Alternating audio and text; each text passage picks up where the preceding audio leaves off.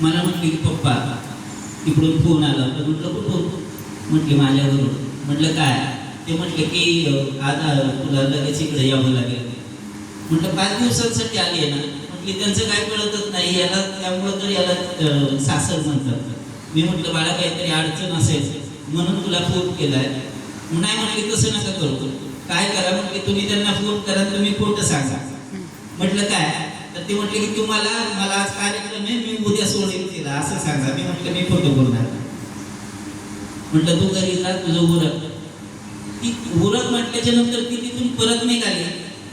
प्रसंग किती साधा होता. गायांच्या तारा काढल्यात, गाया गोठ्यातून बाहेर काढतोय, अंगणात फुटी ठोकून गाया बांधतात.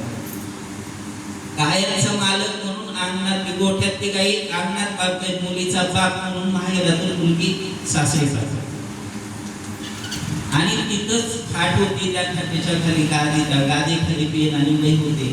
हाच प्रसंग डोक्यात आला आणि मी कविता लिहिली एक नावाची. आता दादांच्या समोर गाणं म्हणजे मी प्रामाणिकपणे सांगतो की दादांचा गळा आहे, माझं नरड आहे. मी गाणं म्हणून नाही, मी कविता म्हणून सादर करणार. कारण मी लिहिताना ज्या लयीमध्ये मला सुचलं मी ते तसंच गाणार. मी असं लिहिलं होतं, लेक माझ्या काळजाच्या, लेक माझ्या काळजाच्या दावणीची फुटती ग, लेक माझ्या काळजाच्या दावणीची फुटती ग.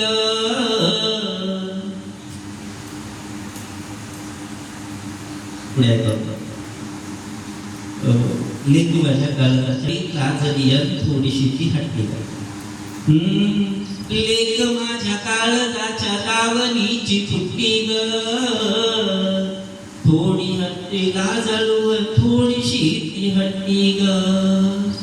माय बापाच्या सुखाची लेक आहे आरसा, नक्षीदार रांगोळी ती अंगणाचा वारसा.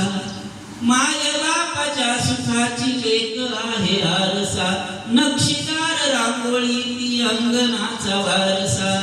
दूर जाता सय यावी, दूर जाता सय यावी एवढी ती गट्टी ग, लेक माझ्या काळजाच्या दावणीची फुटती ग, दावणीची फुटती ग. आणि एक दिवशी वडिलांचं डोकं दुखत असतं आणि डोकं दुखत असताना मुलगी तिथं नसते आणि सहज ती मुलीला कळतं की माझ्या वडिलांचं डोकं दुखत आहे. मुलगी फोन करते, म्हणते बाबा मी जर तिथं असते ना तर मी तुमचं डोकं मांडीवरती घेऊन तेल वगैरे सोडून दिलं असतं.